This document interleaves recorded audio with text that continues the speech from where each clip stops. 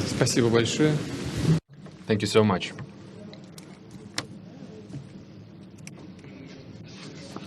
Shall we start working, I guess? Distinguished Mr. President, ladies and gentlemen,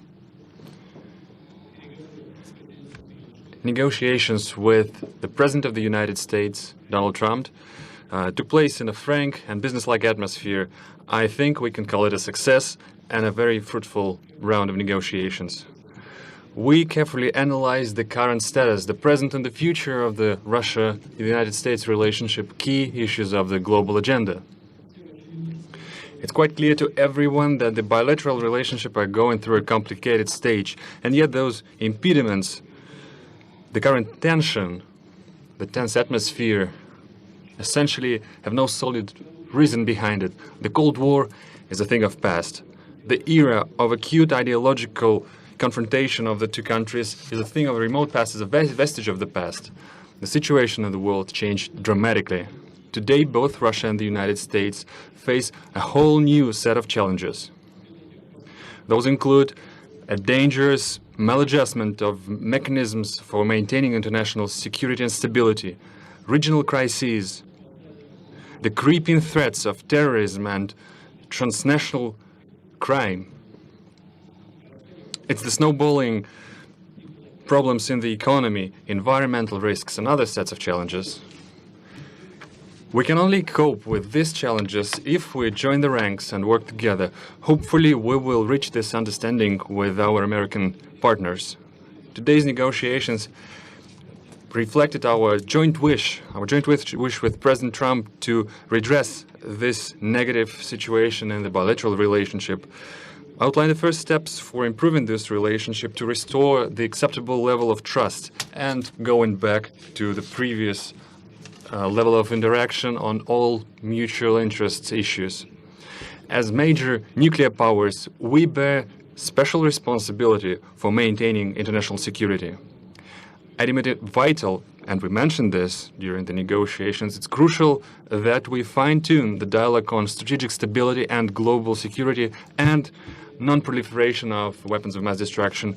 We submitted our American colleagues a note with a number of specific suggestions. We believe it necessary to work together further on to interact on the disarmament agenda, military and technical cooperation. This includes the extension of the Strategic Offensive Arms Limitation Treaty. It's the dangerous situation with the global American anti-missile defense system. It's the implementation issues with the INF Treaty. And of course, the agenda of non-placement of weapons in space. We favor the continued cooperation in counterterrorism and maintaining cybersecurity. And I'd like to point out specifically that our special services are cooperating quite successfully together.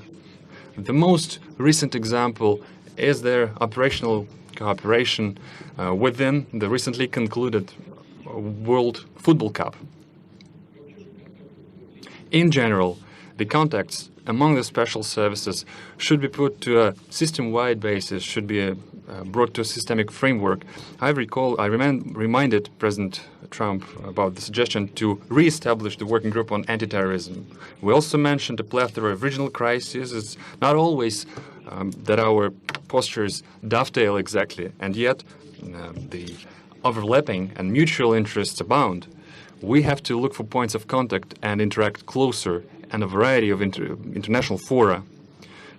Clearly, we mentioned the regional crisis, for instance, Syria. As far as Syria is concerned, the task of establishing peace and reconciliation in this country could be the first showcase example of the successful joint work. Russia and the United States apparently can act proactively and assume the leadership in this issue and organize the interaction to overcome humanitarian crisis and help Syrian refugees to go back to their homes. In order to accomplish this level of successful cooperation in Syria, we have all the required components. let me remind you that both Russian and American military have acquired a useful experience of coordination of their action, established the operational channels of communication, which permitted to avoid dangerous incidents and unintentional collisions in the air and in the ground. Also, crushing terrorists in the southwest of Syria, the south of Syria, should be brought to the full compliance with the Treaty of 1974 about the separation of forces, of Israel and Syria. This will bring peace to Golan Heights and bring a more peaceful relationship between Syria and Israel, and also to provide security of the State of Israel. Mr. President paid special attention to the issue during today's negotiations, and I would like to confirm that Russia is interested in this development and this will act accordingly. Thus far, we will make a step toward creating a lasting peace in compliance with the respective resolutions of Security Council, for instance, the resolution 338. We're glad that the Korean Peninsula issue is starting to resolve. To a great extent, it was possible thanks to the personal engagement of President Trump, who opted for dialogue instead of confrontation. We also mentioned our concern about the withdrawal of the United States from the JCPOA. Well, our U.S. counterparts are aware of our posture. Let me remind you that thanks to the Iranian nuclear deal, Iran became the most controlled country in the world. It's submitted to the control of IAEA. It effectively ensures the exclusively peaceful nature of Iranian nuclear program and strengthens the non-proliferation regime. While we discussed the internal Ukrainian crisis, we paid special attention to the bona fide implementation of Minsk agreements by Kiev. At the same time, the United States could be more decisive in nudging the Ukrainian leadership and encourage it to work actively in this. We paid more attention to economic ties and economic cooperation. It's clear that both countries, the businesses of both countries, are interested in this. American delegation was one of the largest delegations in the St. Petersburg Economic Forum. It featured over 500 representatives of American businesses. Me and President Trump, we agreed to create a high-level working group that would bring together captains of Russian and American business. After all, entrepreneurs and businessmen know better how to articulate this successful business cooperation. We'll let them think and make their proposals and suggestions in this regard. Once again, President Trump mentioned the issue of the so-called interference of Russia in the American elections, and I had to reiterate things I said several times, including during our personal contacts, that the Russian state has never interfered and is not going to interfere into internal American affairs, including election process. Any specific material, if such things arise, we are ready to analyze together. For instance, we can analyze them through the joint working group on cybersecurity, the establishment of which we discussed during our previous contacts. And clearly, it's past time we restore our cooperation in the cultural area, in the humanitarian area. As far as I think you know that recently we hosted the American Congressman delegation, and now it's perceived and portrayed almost as a historic event, although it should have been just a current affairs, just the business as usual. And in this regard, we mentioned this proposal to the President. We have to think about the practicalities of our cooperation, but also about the rationale, the underlying logic of it. And we have to engage experts on bilateral relationship who know history and the background of our relationship. The idea is to create an expert council that would include political scientists, prominent diplomats and former military experts in both countries who would look for points of contact between the two countries, that would look for ways on putting the relationship on the trajectory of growth. In general, we are glad with the outcome of our first full-scale meeting, because previously we only had a chance to talk briefly on international fora. We had a good conversation with President Trump, and I hope that we start to understand each other better, and I'm grateful to Donald for it. Clearly, there are some challenges left when we were not able to clear all the backlog, but I think that we made a first important step in this direction. And in conclusion, I want to point out that this atmosphere of cooperation is something that we are especially grateful for to our Finnish hosts. We're grateful for Finnish people and Finnish leadership for what they've done. I know that we've caused some inconvenience to Finland, and we apologize for it. Thank you for your attention. Thank you. Thank you very much. Thank you. I have just concluded a meeting with President Putin on a wide range of critical issues for both of our countries. We had direct, open, deeply productive dialogue. Went very well. Before I begin, I want to thank President Niinistö of Finland for graciously hosting today's summit. President Putin and I were saying how lovely it was and what a great job they did. I also want to congratulate Russia and President Putin for having done such an excellent job in hosting the World Cup.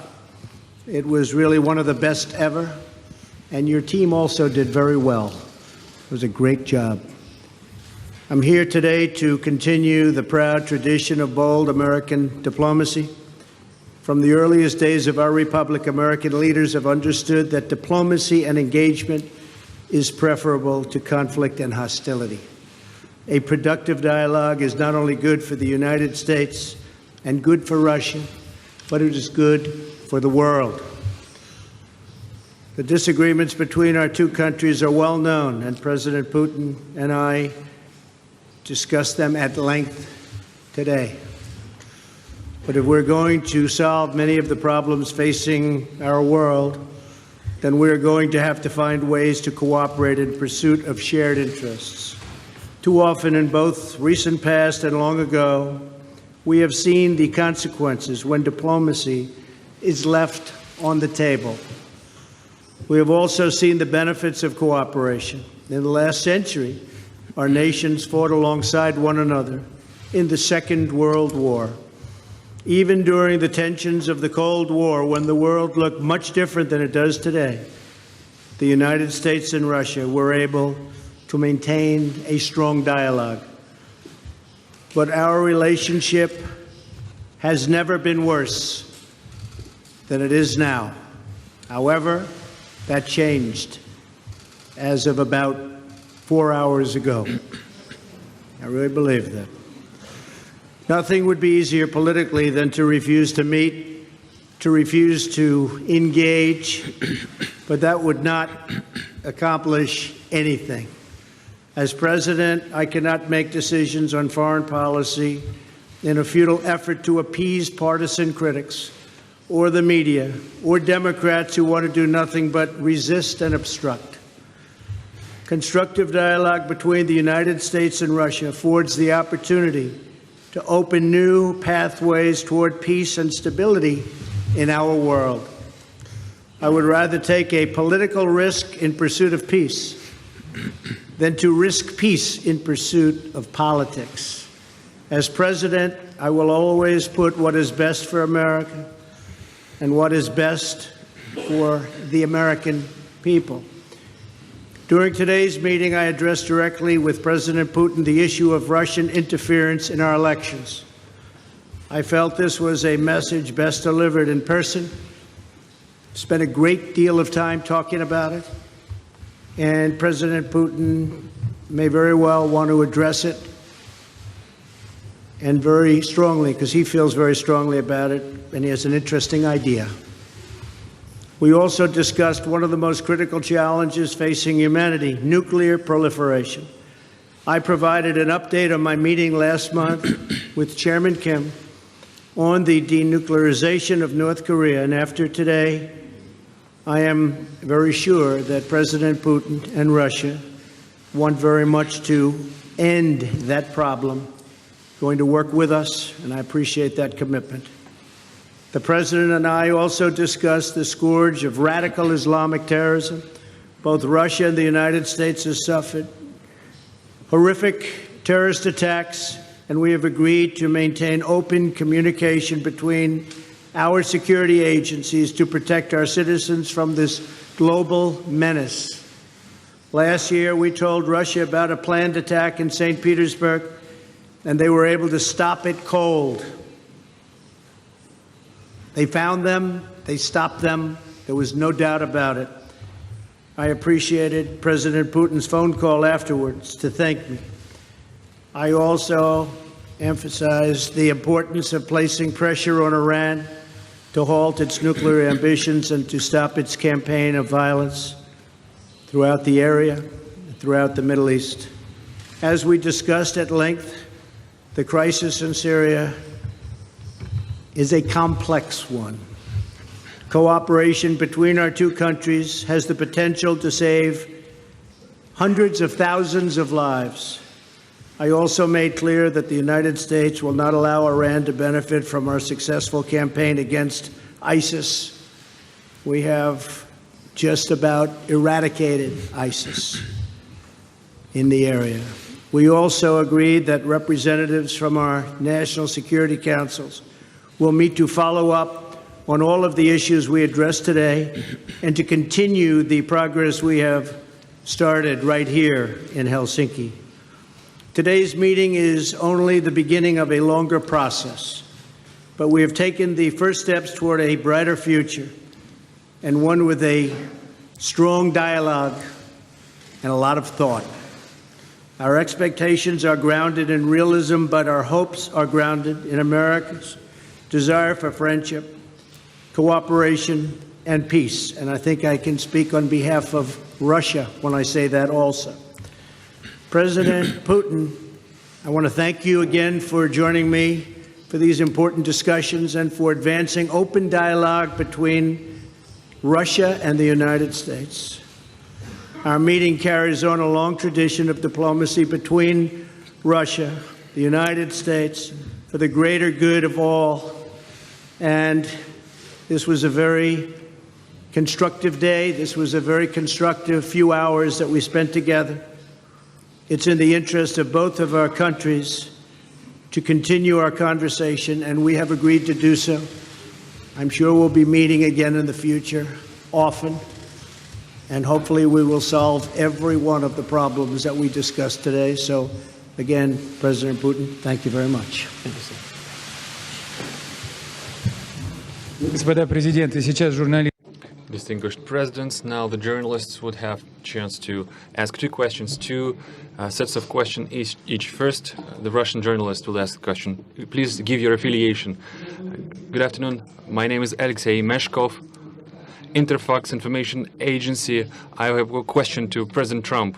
During your recent European tour, you've mentioned that the implementation of the Nord Stream 2 gas pipeline makes Europe a hostage of Russia, and you suggested that you could free Europe from this by supplying American LNG.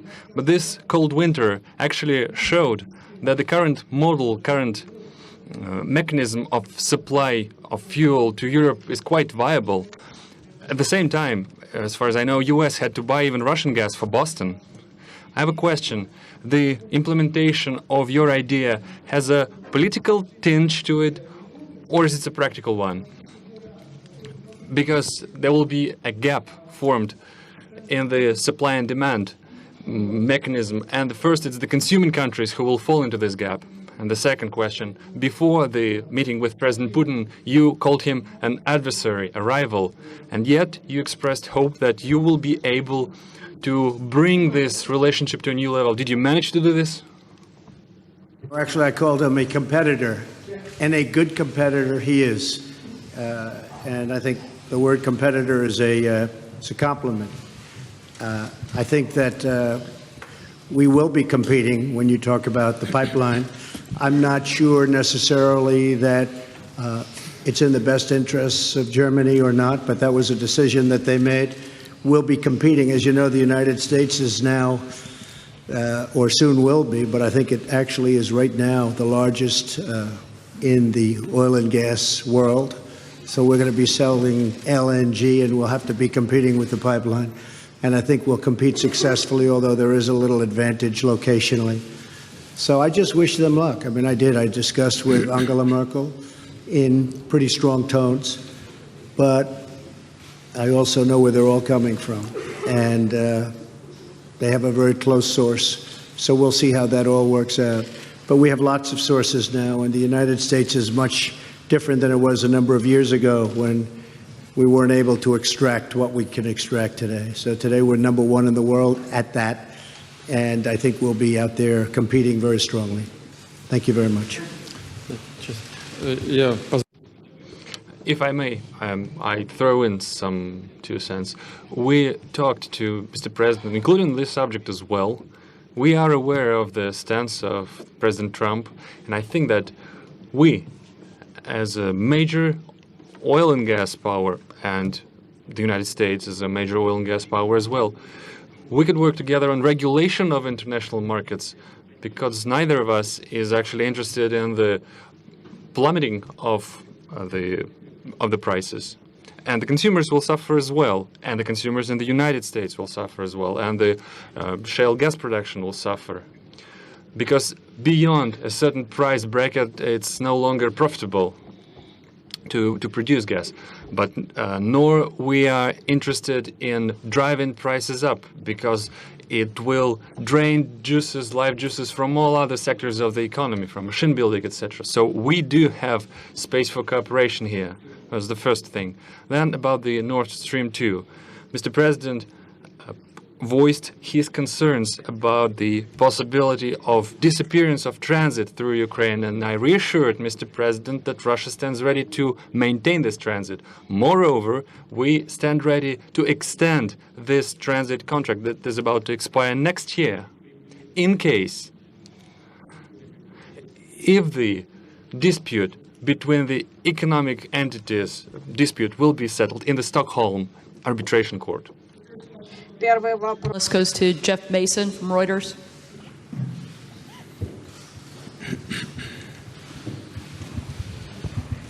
Thank you. Mr. President, you tweeted this morning that it's U.S. foolishness, stupidity, and the Mueller probe that is responsible for the decline in U.S. relations with Russia. Do you hold Russia at all accountable for anything in particular? And if so, what would you consider them that they are responsible for? Yes, I do. I hold both countries responsible. I think that the United States has been foolish. I think we've all been foolish. We should have had this dialogue a long time ago, a long time, frankly, before I got to office. And I think we're all to blame. I think that the United States now has stepped forward along with Russia, and we're getting together, and we have a chance to do some great things, whether it's nuclear proliferation in terms of stopping. We have to do it. Ultimately, that's probably the most important thing that we can be working on. But I do feel that we have both made some mistakes. I think that the probe is a disaster for our country. I think it's kept us apart. It's kept us separated. There was no collusion at all. Everybody knows it. People are being brought out to the fore. So far that I know, virtually none of it related to the campaign, and they're going to have to try really hard to find somebody that did relate to the campaign. That was a clean campaign. I beat Hillary Clinton easily, and frankly, we beat her, and I'm not even saying from the standpoint, we won that race, and it's a shame that there can even be a little bit of a cloud over it. People know that, people understand it, but the main thing, and we discussed this also, is zero collusion, and it has had a negative impact upon the relationship of the two largest nuclear powers in the world. We have 90% of nuclear power between the two countries. It's ridiculous. It's ridiculous what's going on with the probe. For President Putin, if I could follow up as well, why should Americans and why should President Trump believe your statement that Russia did not intervene in the 2016 election, given the evidence that U.S. intelligence agencies have provided? And will you consider extraditing the 12 Russian officials that were indicted last week by a U.S. grand jury? Well, I'm going to let the president answer the second part of that question. But as you know, the whole concept of that came up perhaps a little bit before, but it came out as a reason why the Democrats lost an election, which, frankly, they should have been able to win because the Electoral College is much more advantageous for Democrats, as you know, than it is to Republicans. We won the Electoral College by a lot, 306 to 223, I believe, and that was a well-fought battle. We did a great job, and frankly, I'm going to let the president speak to the second part of your question. But just to say it one time again, and I say it all the time, there was no collusion. I didn't know the president. There was nobody to collude with. There was no collusion with the campaign. And every time you hear all of these, 12 and 14, it's stuff that has nothing to do. And frankly, they admit these are not people involved in the campaign. But to the average reader out there, they're saying, well, maybe that does. It doesn't. And even the people involved, some perhaps told misstories, although in one case the FBI said there was no lie. There was no lie. Somebody else said there was. We ran a brilliant campaign, and that's why I'm president. Thank you. As to who is to be believed and to who is not to be believed, you can trust no one if you take this. Where did you get this idea that President Trump trusts me or I trust him? He defends the interest of the United States of America, and I do defend the interest of the Russian Federation. We do have interests that are common. We are looking for points of contact. There are issues where our postures diverge, and we are looking for ways to reconcile our differences, how to make our effort more meaningful. We should not proceed from the immediate political interests that guide certain political powers in our countries. We should be guided by facts. Could you name a single fact that would definitively prove the collusion? This is utter nonsense. Just like the president recently mentioned. Yes, the public at large in the United States had a certain perceived opinion of the candidates during the campaign, but there's nothing particularly extraordinary about it. That's a usual thing. President Trump, when he was a candidate, he mentioned the need to restore the Russia-US relationship, and it's clear that a certain part of American society felt sympathetic about it, and different people could express their sympathy in different ways. But isn't that natural? Isn't it natural to be sympathetic towards a person who is willing to restore the relationship with our country, who wants to work with us? We heard the accusations about the Concord country. Well, as far as I know, this company hired American lawyers, and the accusations doesn't have a fighting chance in the American courts. So there's no evidence when it comes to the actual facts. So we have to be guided by facts and not by rumors. Now, let's get back to the issue of these 12 alleged intelligence officers of Russia. I don't know the full extent of the situation, but the President Trump mentioned this issue, and I will look into it. So far, I can say the following. The things that, off the top of my head, we have an existing agreement between the United States of America and the Russian Federation, an existing treaty that dates back to 1999, the mutual assistance on criminal cases. This treaty is in full effect. It works quite efficiently. On an average, we initiate about 150 criminal cases upon requests from foreign states. For instance, the last year, there was an one extradition case upon the request sent by the United States. So this treaty has specific legal procedures. We can offer that the appropriate commission headed by Special Attorney Mueller, he can use this treaty as a solid foundation and send an official request to us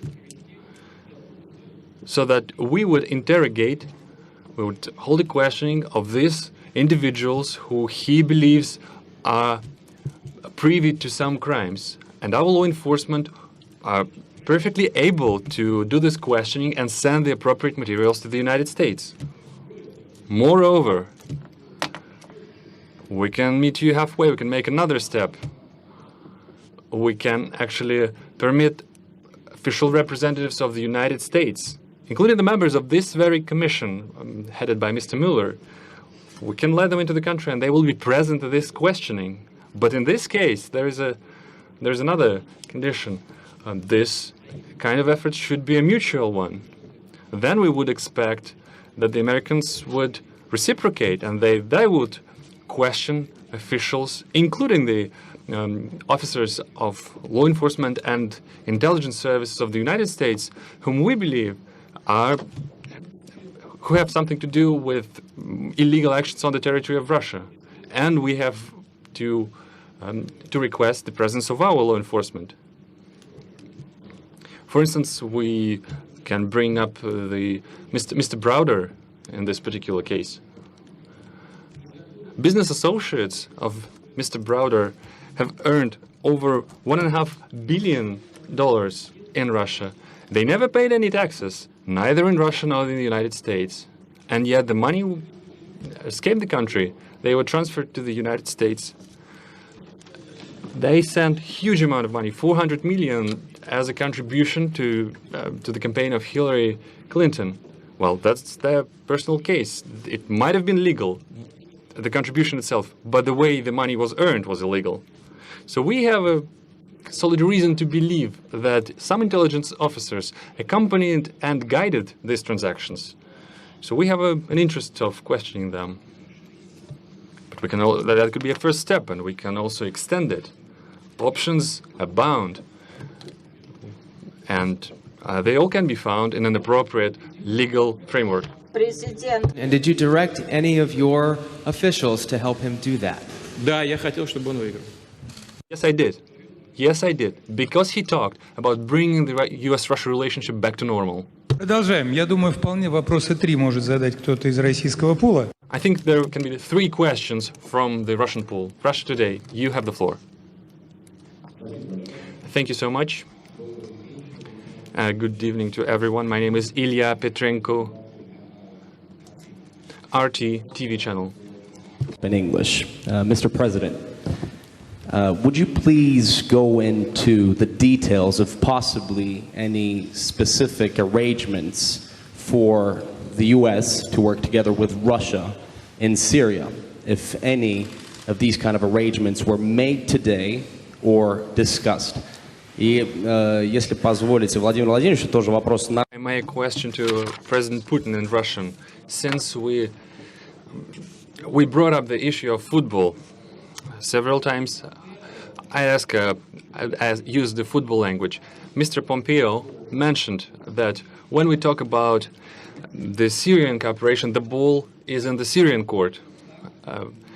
Mr. Putin, in the Russian court, is it true? And how would you use this fact, the having the ball? Well, I guess I'll answer the first part of the question. We've worked with Israel long and hard for many years, many decades. I think we've never has any country been closer than we are. President Putin also is helping Israel, and we both spoke with Bibi Netanyahu, and they would like to do certain things with respect to Syria, having to do with the safety of Israel. So in that respect, we absolutely would like to work in order to help Israel, and Israel will be working with us, so both countries would work jointly. And I think that when you look at all of the progress that's been made in certain sections with the eradication of ISIS, We're about 98%, 99% there, and other things that have taken place that we've done, and that, frankly, Russia has helped us with in certain respects. But I think that working with Israel is a great thing, and creating safety for Israel is something that both President Putin and I would like to see very much. One little thing I might add to that is the helping of people. Helping of people, because you have such horrible, if you see, and I've seen reports and I've seen pictures, I've seen just about everything. And if we can do something to help the people of Syria get back into some form of shelter and on a humanitarian basis, and that's what the word was, really, a humanitarian basis, I think that both of us would be very interested in doing that, and we will do that. Okay? Thank you very much. Excuse me, but for now, no specific agreements, for instance, between the militaries? Well, our militaries do get along. In fact, our militaries actually have gotten along probably better than our political leaders for years, but our militaries do get along very well, and they do coordinate in Syria and other places. Okay? Thank you. Yes, we did mention this. We mentioned the humanitarian track of this issue. Yesterday, I discussed this with French President Mr. Macron, and we reached an agreement that together with European countries, including France, we will step up this effort.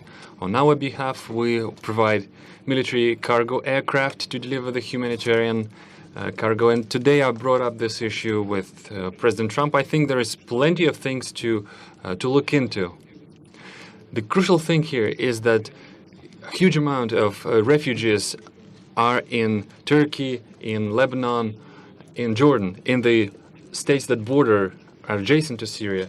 If we help them, the migratory pressure upon the European states will be decreased manifold. And I believe it's crucial from any point of view, from humanitarian point of view, from the point of view of helping people, helping the refugees. And in general, I agree, I concur with President Trump. Our military cooperate quite successfully together. They do get along, and I hope they will be able to do so in future. And we will keep working in the Astana format, I mean Russia, Turkey, and Iran, which I informed President Trump about. But we do stand ready to link these efforts to the so-called small group of states, so that the process would be a broader one, it would be a multidimensional one, and so that we will be able to maximize our fighting chance to get the ultimate success in the issue of Syria. And speaking about having the ball in our court in Syria, President Trump has just mentioned that we've successfully concluded the World Football Cup. Speaking of the football, actually, Mr. President, I'll give this ball to you, and now the ball is in your court. All the more that the United States will host the World Cup in 2026. Thank you very much. We do host it, and we hope we do as good a job. That's very nice. That will go to my son, Barron. We have no question. In fact, Melania, here you go. Okay. The final question from the United States will go to Jonathan Lemire from the AP.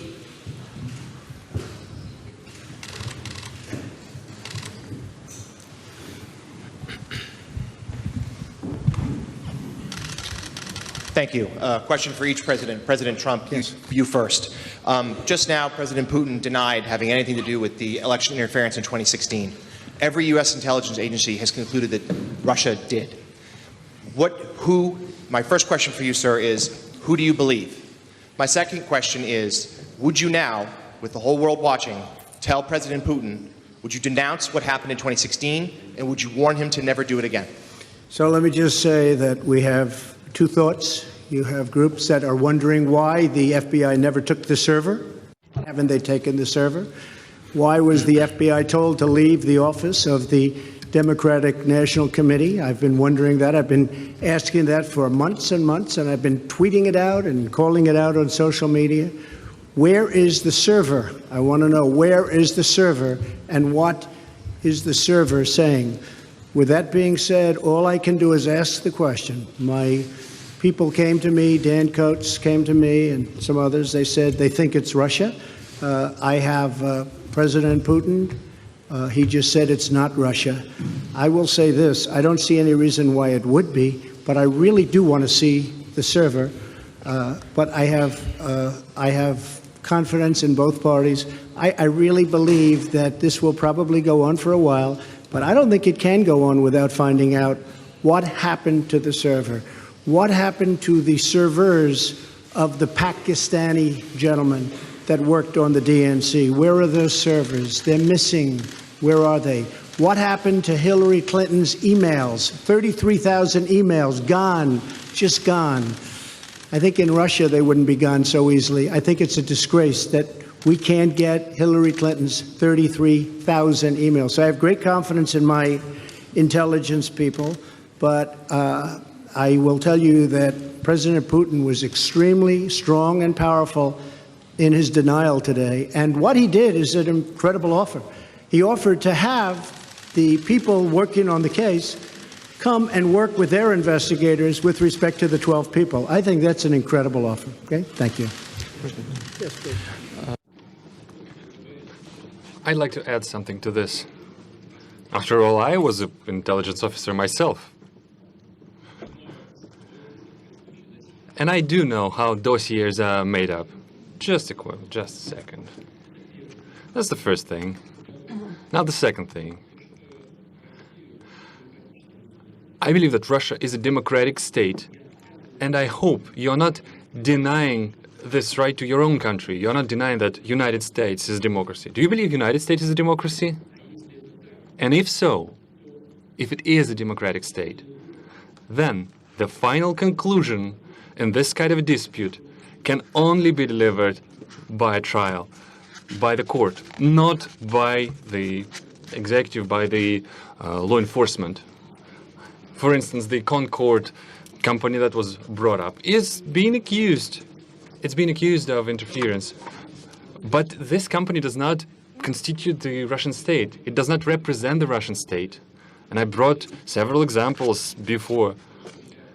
Well, you have a lot of individuals in the United States. Take George Soros, for instance, with multi-billion capitals. But does that make him his position, his posture, the posture of the United States? No, it does not. Well, it's the same case. There is the issue of trying a case in the court, and the final say is for the court to deliver. We are now talking about the private, the individuals, and not about particular states. And as far as the most recent allegation is concerned about the Russian intelligence officers, we do have an intergovernmental treaty. Please do send us the request. We will analyze it properly and we'll send a formal response. And as I said, we can extend this cooperation, but we should do it on a reciprocal basis, because we would await our Russian counterparts to provide us access to the persons of interest for us, who we believe can have something to do with the intelligence services. Let's discuss the specific issues and not use the Russia and the US relationship as a loose change for this internal political struggle. A question for President Putin. Thank you. Two questions for you, sir. Can you tell me what President Trump may have indicated to you about officially recognizing Crimea as part of Russia? And then secondly, sir, does the Russian government have any compromising material on President Trump or his family?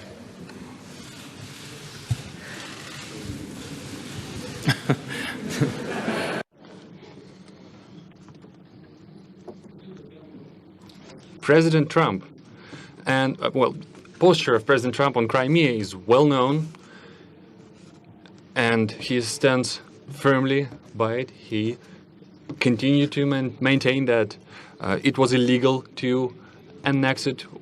Our viewpoint is different. We held a referendum in strict compliance with the UN Charter and the international legislation. For us, this issue, we put paid to this issue. And now to the compromising material. Yeah, I did heard these rumors that we allegedly collected compromising material on Mr. Trump when he was visiting Moscow. Well, distinguished colleague, let me tell you this. When President Trump visited Moscow back then, I didn't even know that he was in Moscow. I treat President Trump with utmost respect. But back then, when he was a private individual, a businessman, nobody informed me that he was in Moscow. Well, let's take St. Petersburg Economic Forum, for instance. There were over 500 American businessmen, the high-ranking, the high-level ones. I don't even remember the last names of each and every one of them. Well, do you think that we try to collect compromising material on each and every single one of them? Well, it's difficult to imagine another nonsense of a bigger scale than this. Well, please, just disregard these issues and don't think about this anymore again. It would have been out long ago. And if anybody watched Peter Strzok testify over the last couple of days, and I was in Brussels watching it, it was a disgrace to the FBI. It was a disgrace to our country. And you would say that was a total witch hunt. Thank you very much, everybody. Thank you.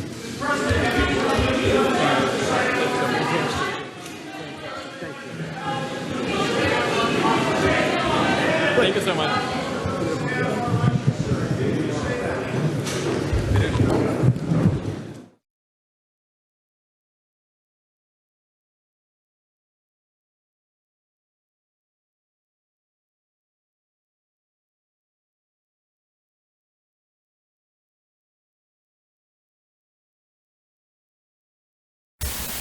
Hey everyone, thank you for joining us here today on RSBN. Now you just saw President Trump's conference with President Vladimir Putin of Russia. It was very interesting. They covered a few topics and most of them were expected. So I'm going to go over some of the highlights of what they said and then share some information with you guys. And of course, I want to see you guys interacting as well.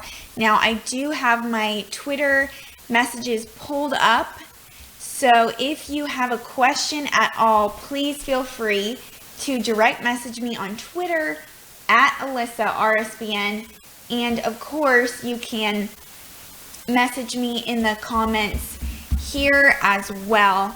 That would be very fantastic. But first I want to recognize a few donations. There have been a lot throughout the broadcast, so thank you so much for all of those. Some larger ones I just want to mention. We got 2 $100 donations from Tuesday's Gone. Thank you so much for that, Tuesday's Gone. We were just floored by that.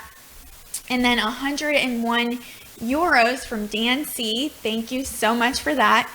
And Aunt Mimi became a sponsor. So welcome, Aunt Mimi, to the RSBN family. We really appreciate you being here. And let me see. So first I'm going to give you guys some highlights from what they spoke about today at the press conference. Now, before they even got into the press conference, they had a little sit down before they had their original private meeting in which President Trump congratulated Russia on hosting such a fantastic World Cup. And he said that getting along with Russia is a good thing and not a bad thing. And he said the world wants to see us get along and that we are two great nuclear powers. Now, there was a delay just in waiting for the press conference to get started. It didn't start on time, and we did actually see a protester taken out of the press conference. So that was very interesting and surprising. And then President Putin opened up with some comments as well.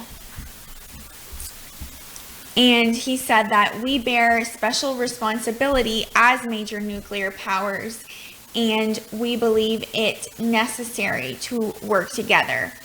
He talked about the agenda of non-placement of weapons in space and maintaining cybersecurity, which of course I'll get into that a little bit, sooner, but later. But he just kind of kept denying Russian interference with the 2016 U.S. election, but still saying that they were working on maintaining cybersecurity. And he talked about how he and President Trump had reestablished their working group on anti-terrorism. And then he discussed Syria and the task of establishing peace and reconciliation in the country. And then he talked about how Russia and the U.S. can help overcome humanitarian crises and help get Syrians back to their homes. Now, he talked about the importance of crushing terrorists in southwest of Russia, how they should be brought to full compliance with the Treaty of 1974 to bring a more peaceful relationship between Syria and Israel. And he said that we will make a step towards creating a lasting peace. And let's see. Got a couple messages. One from Marvin Brown. He said the questions from the American press were utterly predictable. Do you think so too? For the most part, yes. I do think that they were pretty predictable, Marvin. Nothing too surprising there. And then Ronnie Mercer said, Putin is a sharp cookie. Our corrupt media only wants to play up collusion, but Putin and Trump make them look foolish. Yes, I agree with you there, Ronnie. Thank you so much for your feedback. So also, it was good and very positive to see President Putin talking about how President Trump, he was actually praising President Trump and said that President Trump chose dialogue over confrontation, and this was a very good thing, just to lead to a better relationship between the U.S. and Russia. And President Putin said that President Trump and himself agreed to bring together captains of Russian and American business. And when he talked about the election interfering, which you guys just saw recently, the Peter Strzok trial was crazy. It was almost 10 hours long, just a heated partisan debate between Republicans and Democrats, who were continually coming to Peter Strzok's defense. But President Putin actually said that the Russian state has not interfered and is not going to, but that they're ready to analyze the specific material together. And President Trump was thankful for this as well. And President Putin talked about just, the new kind of a better relationship between Russia and the U.S. And he said that recently they actually hosted the American congressman delegation, and it was perceived as a historic event, but it should have just been seen as a normal business activity. And he said that he was glad with the outcome of their first full-scale meeting. And he said, of course, there are some challenges left, that himself and President Trump were not able to clear all of the backlog, but it was a great first step. And he also said that they were very grateful for the Finnish leadership and hospitality that they have been shown. And then moving on, President Trump said that there was direct, open, and deeply productive dialogue. And of course, he thanked President Niinisto of Finland, and he said that diplomacy and engagement is preferable to hostility. And he did say that of course, very well known, but that they need to cooperate in pursuit of shared interests. He said even during the tensions of the Cold War, the U.S. and Russia maintained a strong dialogue. And before I move into that, I saw one of you saying, where are the servers? Why doesn't the media ask that question? That is a huge hot topic, and President Trump has been asking those questions as well. Okay. And that is a hot topic. President Trump has been asking those questions on Twitter. Where are the servers? Everyone is asking that. So if that hard evidence was found, that would be highly beneficial just for the whole investigation. But as of now, of course, it is not found. And we will keep you guys updated on that. Of course, you can see on our broadcast and on our Twitter as well, just as we're uncovering some of those facts. And we are looking for more information from that as well.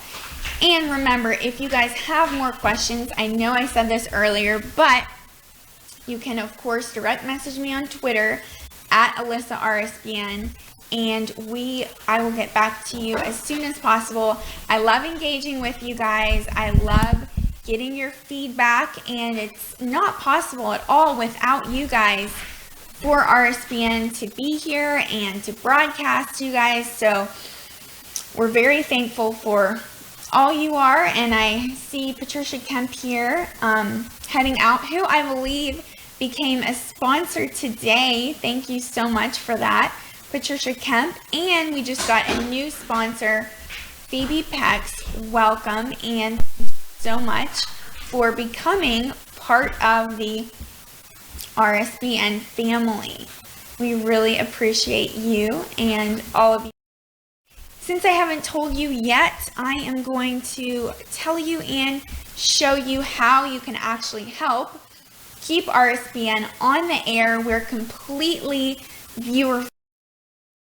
Appreciate and value your donations. And so I'm going to show you real quick, just a quick screen capture on how you can donate.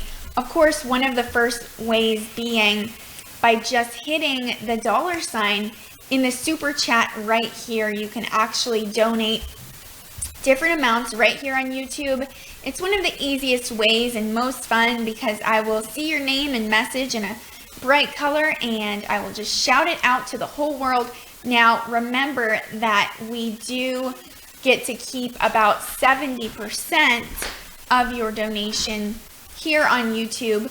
They keep another 30%, and whereas if you're donating on PayPal, we get about 90% of that. So I'm going to do a quick screenshot and show you guys the different ways in our website in just a second. We're fixing some technical issues right now, but I hope you guys are all having a fantastic day, and I'm so thankful for all of you for tuning in. And you know, this was a very historic meeting today between President Trump and President Putin, and it did seem to go very well, have positive results. You know, they both had positive dialogue on different hot topic issues such as Syria and Crimea, and different things that I'm going to get into with you guys a little bit more in just a second.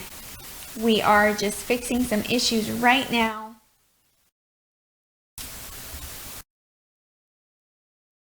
And I see some of your comments right now, everyone showing their support for our fantastic CEO, Joe Seals. Thank you so much for all that you do. He is fantastic, and he works around the clock, and RSBN would not be here without him. So we're very thankful for him.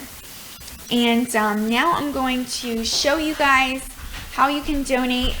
Some of our fantastic moderators are just commenting here with the different ways, and I'm going to tell you guys as well. And just wanted to say a huge shout out to all of our moderators. Thank you so much for all that you do. We're not able to do it without you. All of our moderators here on YouTube, JC, Guinevere, Real Frank from Florida, and just DM, Donna Maria, all of you are very fantastic, and we're so thankful for you. And then, of course, you know, the original RSBN moderator, and there you are, Real Frank from Florida. Good to see you in the chat room. And, of course, our website moderators as well that keep our website comments clean and friendly, Guinevere and Common Sense. we are very thankful for that and for you. And if you guys could all be in prayer. One of our original moderators, Pam C., recently passed away this weekend, and so if you could just be in prayer for her family and friends right now, we would really appreciate that. We saw some of you commenting support and prayers when we made our Twitter post this weekend, and so we are very thankful for that. Please keep her family and friends in your thoughts and prayers.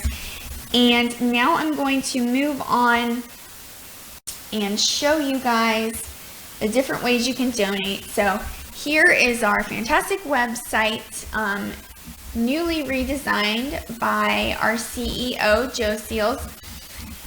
And you can see right here on the top bar, you just click donate, or if you're getting to it from a different way, well, first of all, you go to rsbnetwork.com, and if you're not clicking this link, you can just go to rsbnetwork.com/donate, and there are different ways if you would like to pay with PayPal or a credit card. You can just click here, and you enter your amount, your card information, and your billing address, contact information, and email.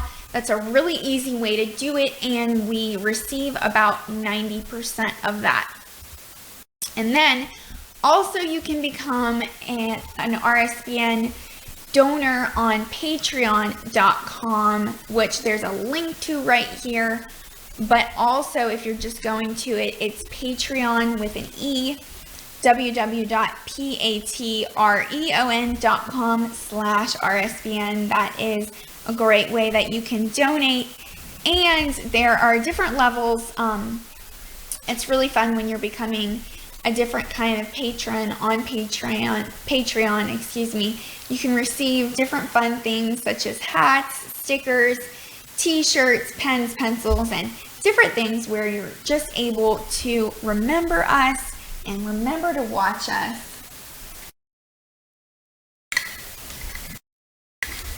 Sorry, I'm trying to get some water real quick.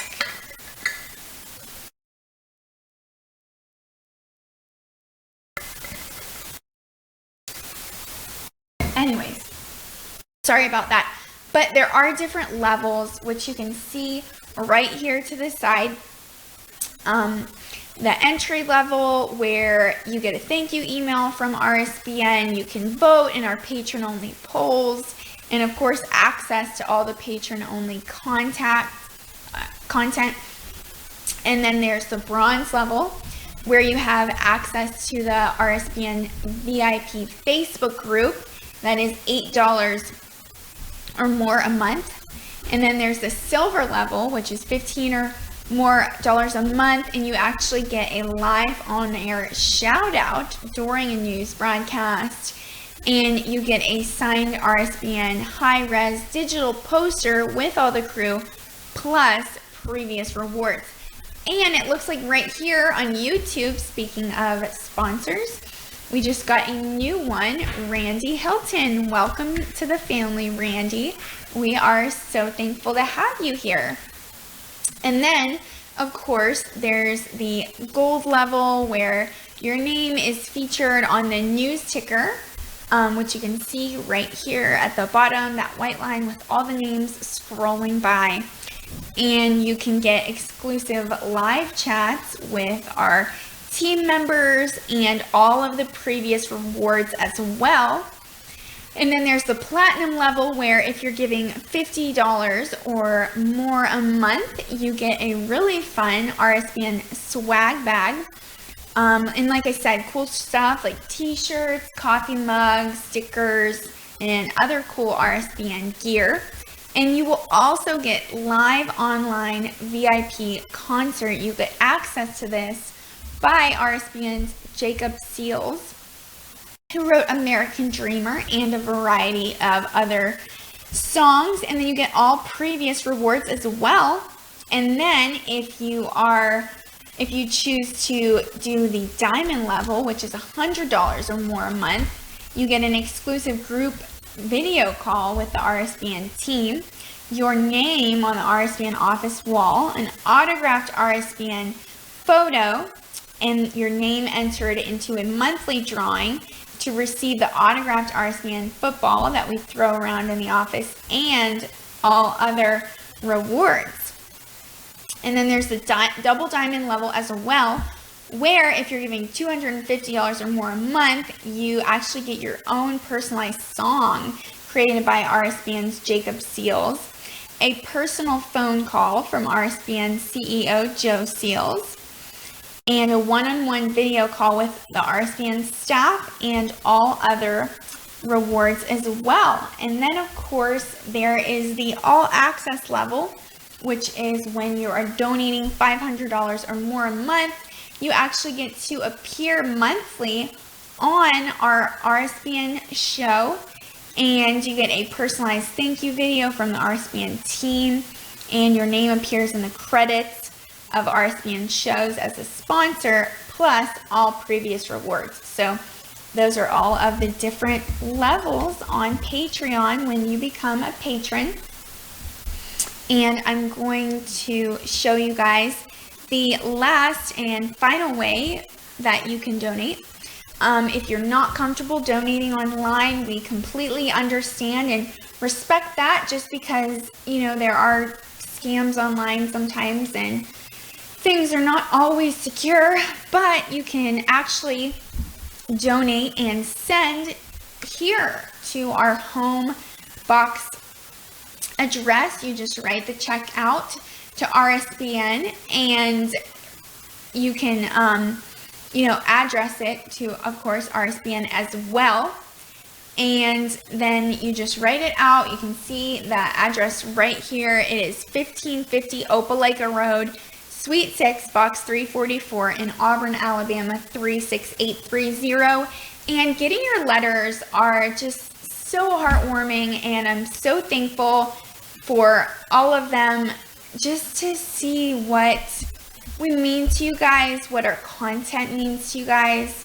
We are real news. We are not CNN, Fox News, MSNBC, CBS, ABC. We're not anything like that.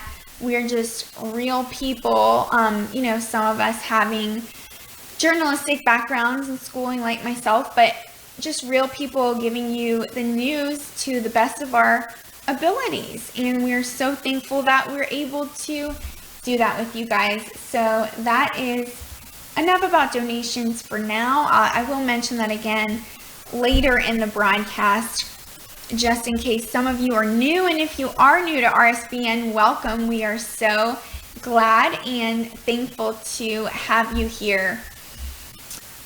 And yes, I see one of our fantastic moderators, Barbara Braley, showing our website chat as well. Thank you so much, Barbara, which I need to check too and make sure you guys don't have any questions in the website chat.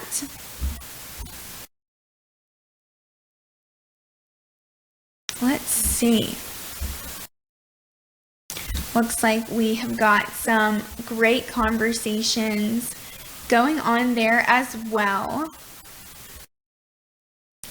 This is a good one from Steve Milanese 16 minutes ago. He said, was actually impressed with Putin's proposals and his dialogue. Not that he is anyone to be trusted, but he does come across with a different perspective than anyone Soviet from the Cold War days.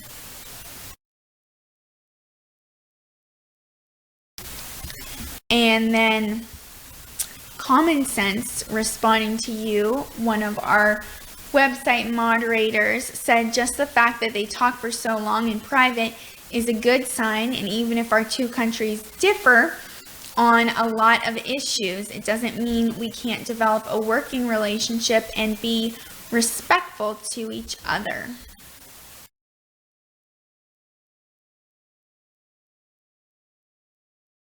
And this is a good comment from Deplorable Tina. She said about the two presidents, They both have something else in common. Neither takes any BS from the press. Thank you for that, Tina.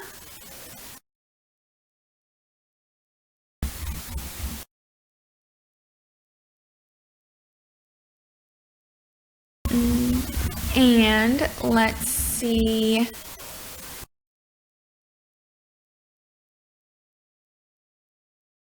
Okay, perfect. Also, in case you were not familiar with it, one of our great moderators, Common Sense, posted President Trump's schedule for the day. So I kind of just want to run over that in case you missed it. And let me see. And they will be heading back to the White House after today.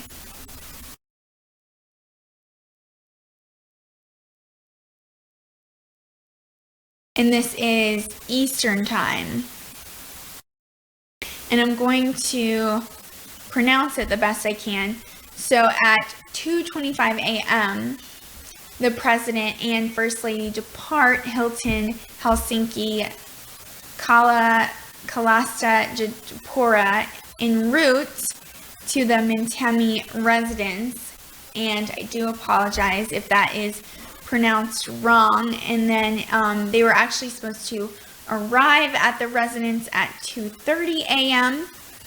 And then this is, of course, you know, in our time because they're 8 hours ahead of us.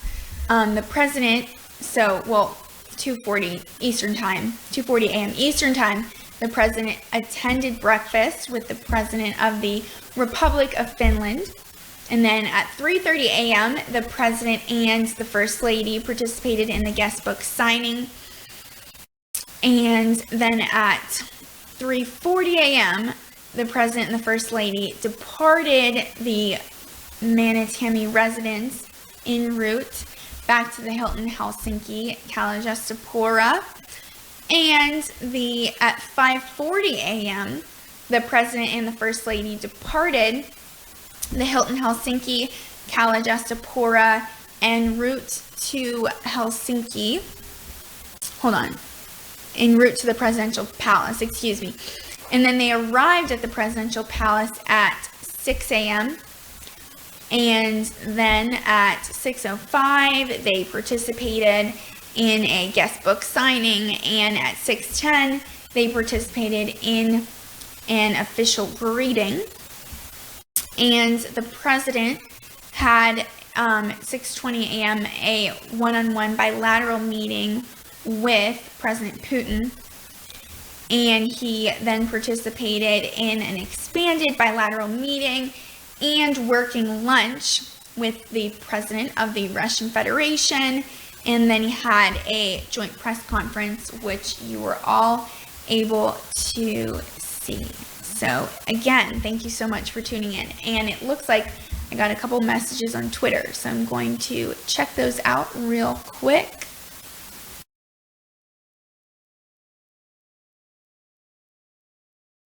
Okay, an interesting message from Ronnie Mercer. Thank you so much for sending that in. He said, President Trump asked where are the DNC servers, but QAnon has said that Trump already knows about the servers. Watch for an October surprise regarding the servers. Very interesting, some inside information from Q, but President Trump did say that he doesn't know where the servers are, and so and he just keeps asking. And so right now I definitely do trust his word, but if you guys think you might know where the server might be, please comment here or message me on Twitter at AlyssaRSBN.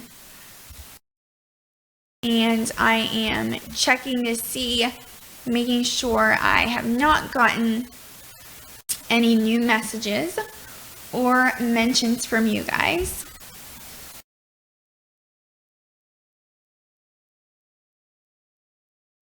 Okay, I'll keep that open And real quick, I need to pull up the Facebook chat as well, just to make sure I'm not missing anything there. Hey to our Facebook viewers and Periscope and Twitter viewers.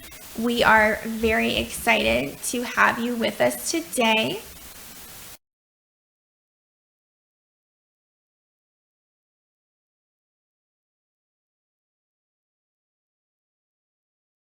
Let me see. I'm just pulling this up so I have it here as well.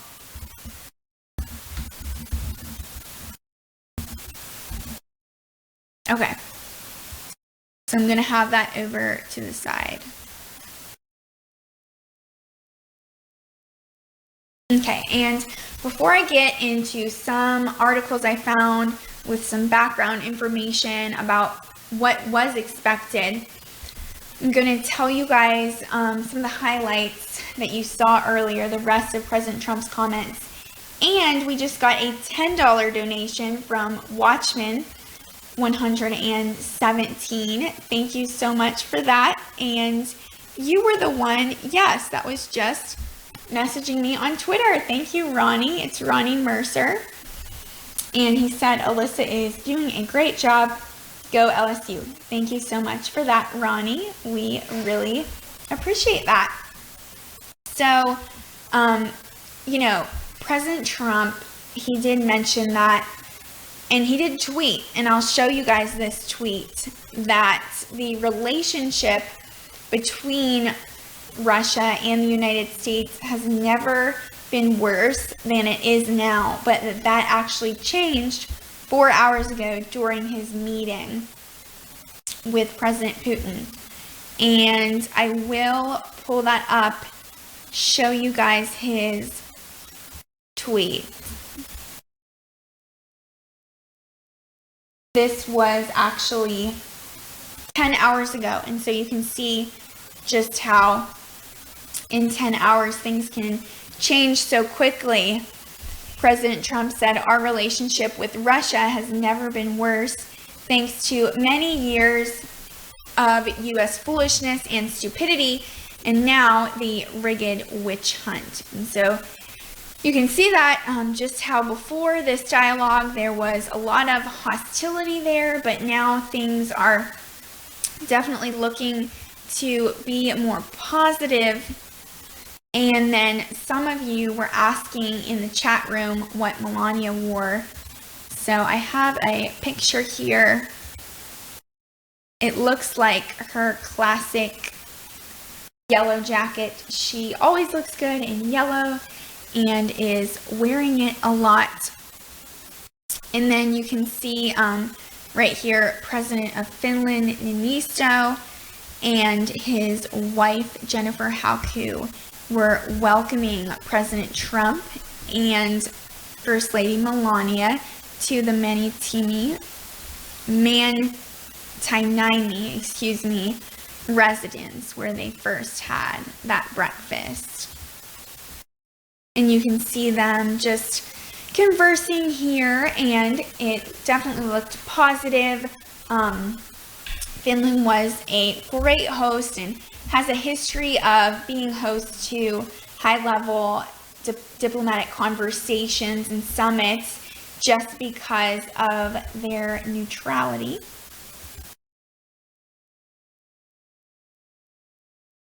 Okay, so going back to what President Trump said, he did say that, of course, not engaging would not accomplish anything at all, but that this dialogue actually opens new pathways toward peace and stability in our world. And he said, I will always put what is best for America first. And then he talked about nuclear proliferation.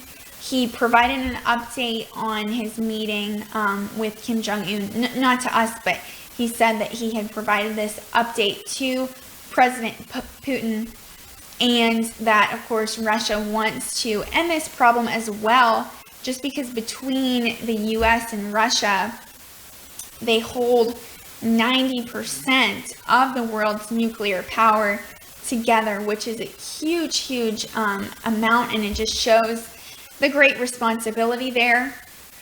And then he also talked to President Putin about how he wanted to stop radical Islamic terrorism, how they agreed to keep an open conversation between their security agencies just to combat this. And then he also emphasized putting pressure on Iran to stop nuclear plans. And then he mentioned how the Syria crisis is a complex one, and that representatives from the Security Council will follow up on discussions today. And the president said that their expectations were grounded in realism, but they really have a desire for cooperation and peace between the United States and Russia. And he said it was a very constructive few hours, and that there was interest in both countries to keep having these conversations. And then there were a variety of reporters that asked a few questions, and some of you commented here saying how some of the American reporters' questions were kind of embarrassing, but I will get into some of those questions and then the answers by the world leaders. So the first reporter, and I believe this was a Russian reporter, mentioned how President Trump called Putin an adversary before their meeting, before their summit. And President Trump responded by saying, "I called him a competitor, which is a good thing. We will be competing, and the U.S. is largest in oil and gas in the world, and we will compete successfully in the pipeline. We have lots of sources, and the U.S. is in a much different place than it was years ago." And President Putin responded and said, "We are aware of the status of POTUS, of President Trump. We could work together on regulation on international markets, and that beyond a certain price bracket, it's just no longer profitable." And then the reporter from Reuters asked President Trump, "What do you actually hold Russia responsible for? And do you hold Russia accountable?" And President Trump said, "I do hold Russia accountable. We're all to blame. We're getting together, stopping nuclear proliferation. We have both made some mistakes. The probe is a disaster for our country." And in the presidential election, obviously speaking of his presidential election, there's no collusion with Russia. And then he said that, again, he reiterated that Russia and the United States hold 90% of the nuclear power in the world. And then one of the reporters, another reporter, asked President Trump, "Why do you believe the Russians did not meddle?" And President Trump said that Democrats came out with it as a way, and the U.S., didn't win with this. There was no collusion. I didn't know the president, and the FBI said that there was no lying. And then President Putin said, "I defend the Russian Federation. There are issues where our postures diverge. We should be guided by facts." And he asked, and did not get a response from this, he said, "Can you name a fact that would prove collusion?" And when he was a candidate, the President Trump said that he actually wanted to restore the Russian and U.S. relationship, and that we have to be guided by facts and not rumors. And then he went on just to talk about what would be done, the claims against those 12 Russian intelligence officials that were accused of hacking in the 2016 U.S. presidential election. He said, "We have an existing agreement with the U.S. and Russia on criminal cases." And he asked Special Counsel Mueller, he said, "Can you send an official request for our law enforcement to do this questioning and send appropriate materials to the U.S. and that this kind of effort would be a mutual one." And then another question was asked, which I apologize, I did not get that one down, but President Trump answered, it was about Israel and the status of U.S. and Russian involvement with Israel and Syria. And President Trump said, "Both the U.S. and Russia have worked with Israel to keep them safe from Syria. 98% there with eradicating ISIS." And he said, "Creating safety with Israel is something President Putin and I would like to see. We would like to see the people of Syria to get some kind of shelter or humanitarian action to take place." And he said, "Our militaries do get along very well, and they coordinate in Syria and in other places." And then when responding to this, hold on, I'm gonna tap this for you guys real quick so I can get it ready. President Putin said, "I reached an agreement with French President Emmanuel Macron and also President Trump. We stand ready to link efforts to the small group of states so we can max our fighting chance to get ultimate success." And then he said, "We have successfully completed the World Football Cup," or soccer, as we say here in the U.S. And he said, "The ball is in your court in 2026. And he had an actual ball, which he gave to President Trump. And President Trump said that he would give it to Melania. And then he said that he would give it to Barron, his son. And he said that he just hoped that the U.S. could be a good of a host as Russia for the World Cup in 2026. And I know we are all very excited to have that here on home soil in the future. And let's see. Just got a message on Twitter from Brass. Thank you so much for that. Also known as Peace Cell here on the YouTube chat. Yes, and Brighton Charrier said, "I loved that ball bit." Yes, that was very cool, especially since they had an actual demonstration and an actual ball there.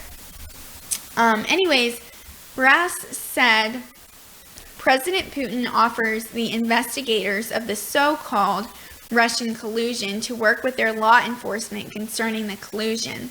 This should be big news, but unfortunately, our primetime news won't bother with such news. Good job, by the way, Alyssa." Thank you so much, Peace Out. I really appreciate that, and you reaching out to me on Twitter.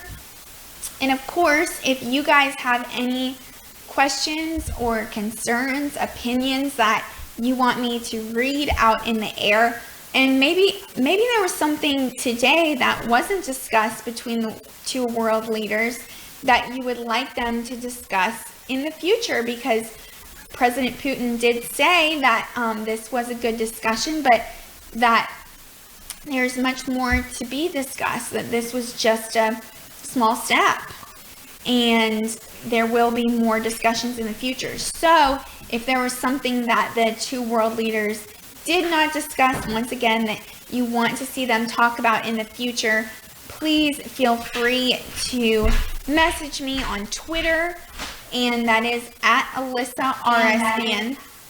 where you can directly reach out to me, and you can of course comment here in the super chat, the chat as well on YouTube, and I will of course say the ones that stand out to me and do my best to answer your questions as well. And then we did have, so towards the end of the press conference, that last reporter was Jonathan Wilmer from the AP, which of course we're very thankful for the AP. It is always a neutral source that we can trust. But getting into some of his questions, first, he asked President Trump, he said, would you denounce what happened in 2016 and ask President Putin for it never to happen again? Where is the server and what is the server saying? And he said, I don't see any reason why it would be, well, actually, this was President Trump's response. He said, I don't see any reason why it would be Russia, but I really want to see the server and the servers of the Pakistani gentleman that worked on the DNC. And then he also asked, where are Hillary's 33,000 emails? And he said, President Trump said that President Putin was very strong in his denial today, and he will have those accused working with their investigators, which is very good. Even though President Putin is denying it, that they were involved, he is still looking into the case. And when responding, he said he was an intelligence officer himself and that Russia is a democratic state. This can only be resolved by the court, by a trial, and that the final say is for the court to deliver. And then the reporter, Jonathan Wilmer, responded, and he said, what did President Trump say to you talking to President Putin about recognizing excuse me, Crimea as a part of Russia? And President Putin said he stands firmly by it. It was illegal, that it was illegal to annex it, but our position is different. And so that is something that Russia and the United States, of course, do not agree on and will most likely continue discussing in the future.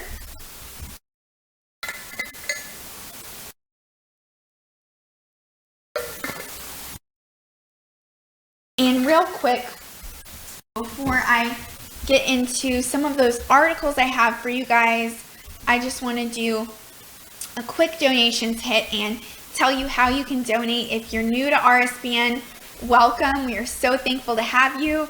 We are not able to do this without your donations, and I'm going to make this a little bit quicker. I am not going to go through all of the levels on Patreon again, but if you're not sure what Patreon is, stay tuned.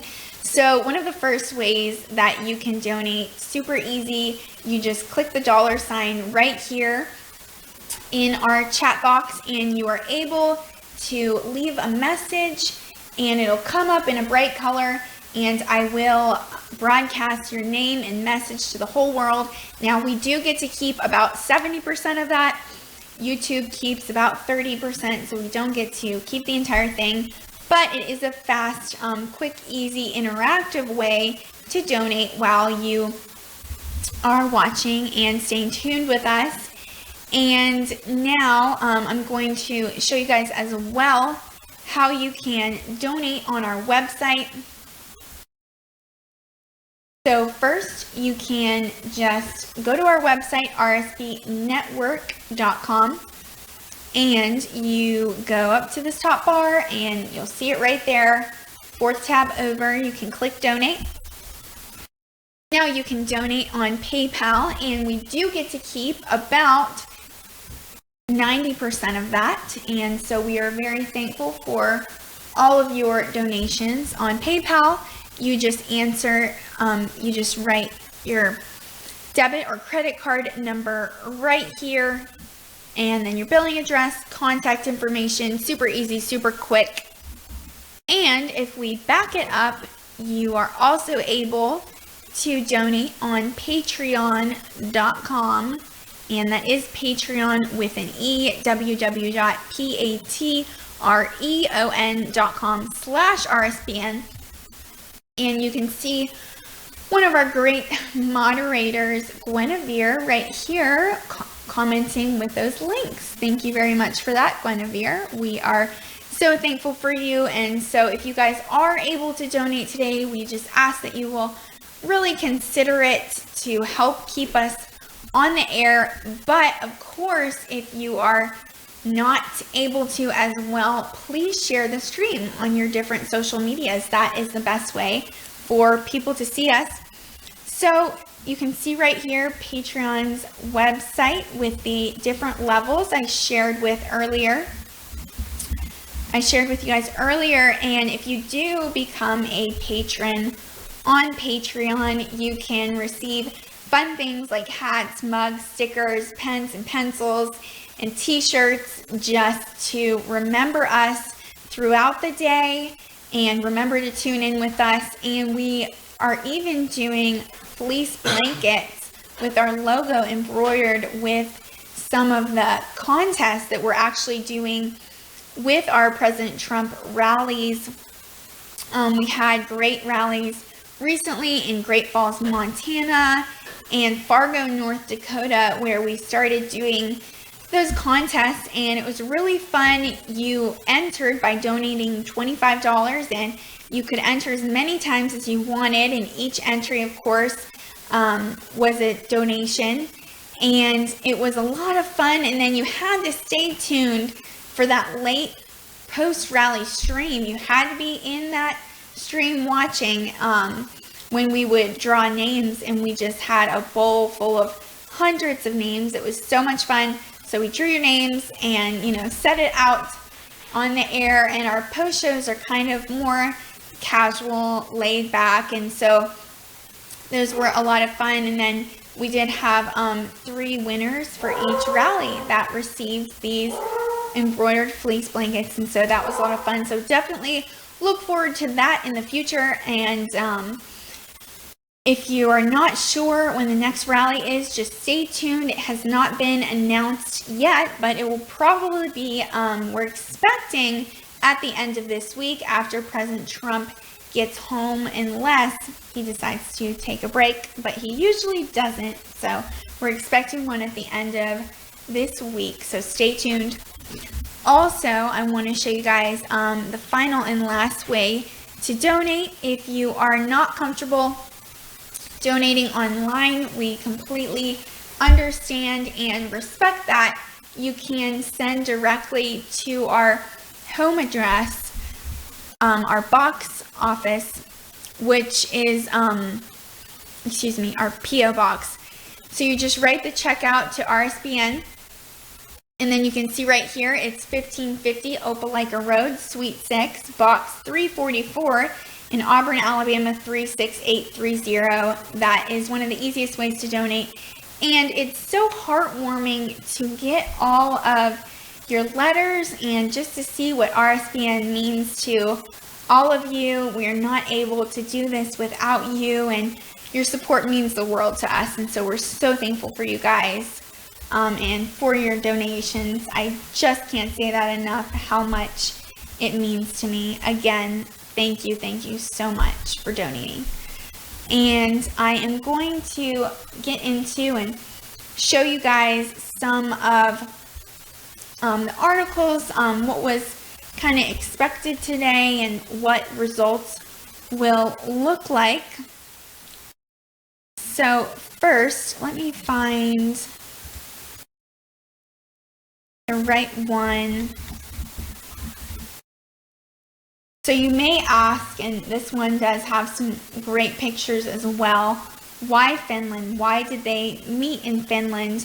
It is because of their neutrality, and Helsinki actually has a history of hosting important summits between the U.S., Russia and the former Soviet Union.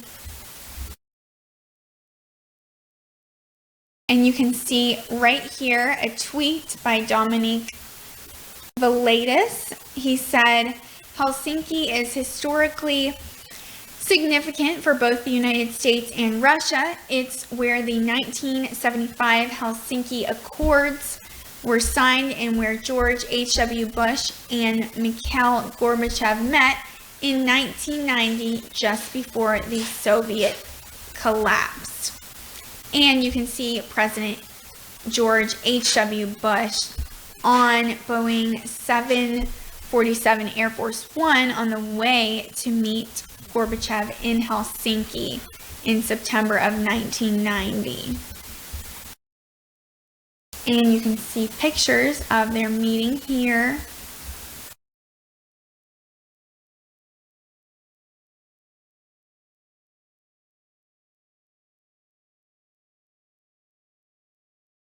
And then a tweet from Foreign Policy that says, when Western leaders met with the Soviet Union in Helsinki in 1975, it marked a turning point in human rights and was an early nail in Soviet tyranny.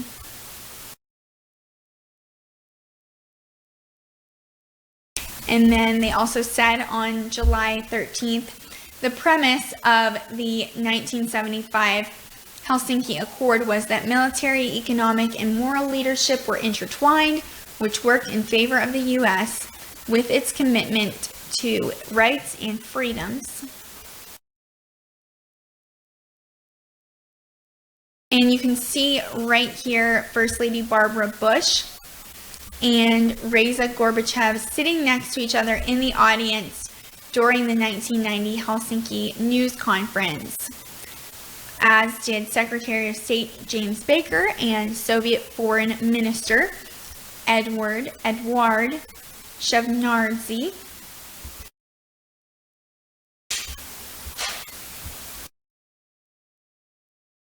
And right here, a tweet from High Serenity. The last time a summit brought presidential entourages from Moscow and Washington to Helsinki was in March 1997, when U.S. President Bill Clinton and Russian President Boris Yeltsin held talks on arms control and NATO expansion.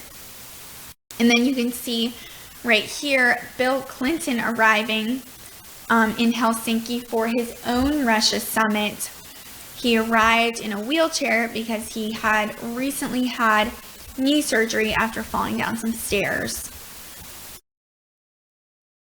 So that's a little bit of background about why Helsinki was chosen and some past summits there.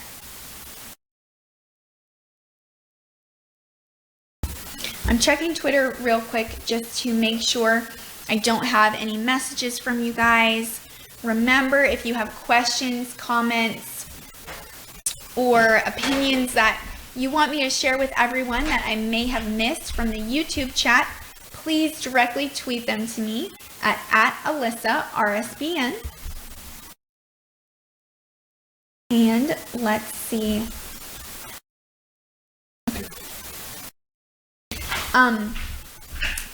Some of your comments here. Ella Bell Wilson said Putin looked uncomfortable, like he wanted to leave the room. And Andrew Martineau, Democrats are getting very desperate, so everything that they tried against President Trump has failed so far. Okay, but just going to share some background with you guys and what was expected today from their summit in Helsinki. So this is from USA Today. So going into the summit, President Trump actually said that he had low expectations for the meeting, but he was under pressure to confront President Putin over alleged interference by Moscow in the 2016 presidential election. And then some different things to watch for were meddling. And of course, as I mentioned before, and as you heard yourself today in the press conference, President Putin has repeatedly denied intervention by Moscow in the 2016 election, and President Trump has often taken the denials at face value. But he faces further pressure to confront Putin after a federal grand jury indicted 12 Russian intelligence agents in a plot to hack into the emails of Democratic campaign officials and leak those emails via Russian-sponsored websites. And now that's on top of more than a dozen Russians that were previously indicted for conspiracy, wire fraud, and identity theft as part of an effort to spread propaganda through social media websites. And Republican Trey Gowdy said, when discussing what he thought President Trump's message should be, this was actually on CBS's Face the Nation.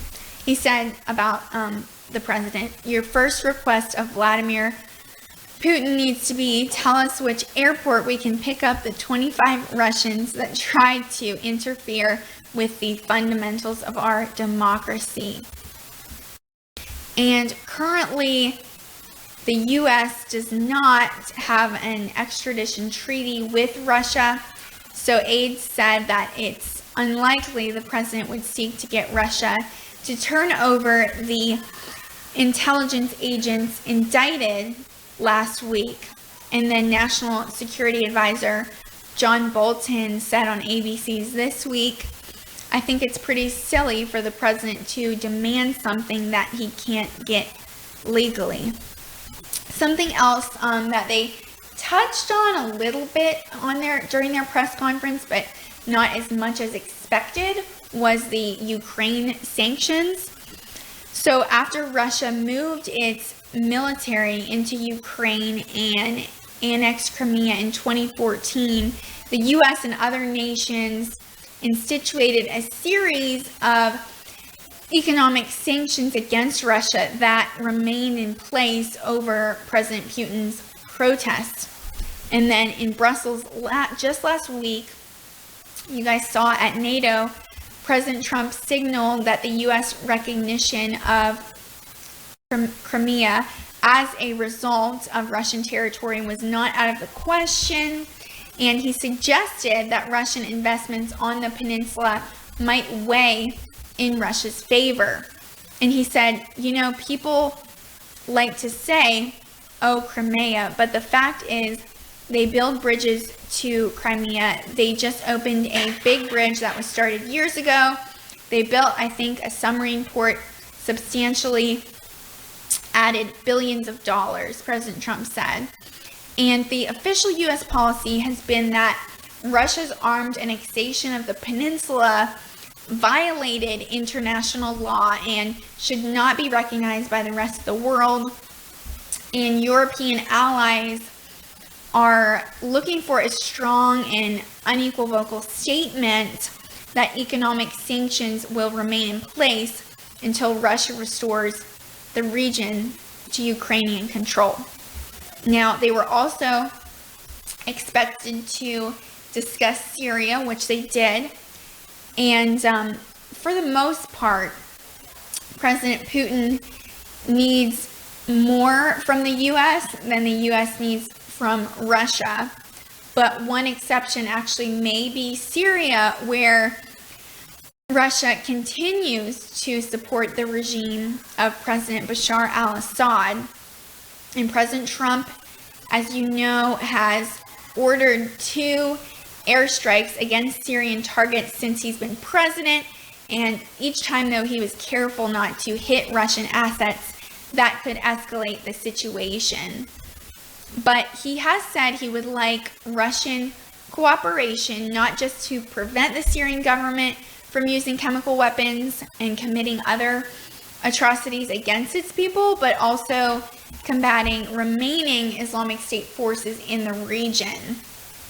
Also, arms control was expected to be discussed, and it definitely was. For most of the Cold War, actually, U.S.-Russian summits were dominated by the issue of nuclear weapons, understandably, with Presidents Nixon, Carter, and Reagan reaching a series of incremental agreements to limit the number, size, and location of each side's nuclear arsenal. And now, one of those treaties, the Intermediate Range Nuclear Forces Treaty, also known as the IRNF Treaty, will expire in the next 2 years. But the U.S. has accused Russians of violating it and will seek verifiable commitments before renewing this agreement. Now, of course, meanwhile, President Trump was also pushing NATO allies to vastly increase spending on conventional defense forces in Western and Central Europe. And the alliance has been conducting joint military exercises in Eastern Europe and in the Baltic Sea. So I think, double checking real quick.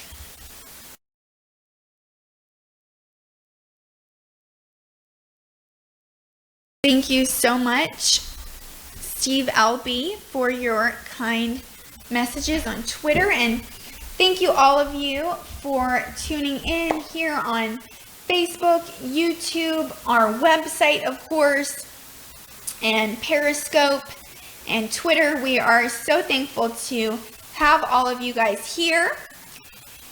And we will be doing more broadcasts throughout the day, so please stay tuned, and I hope you enjoyed this and learned a little bit of information as well. Thank you so much for tuning in.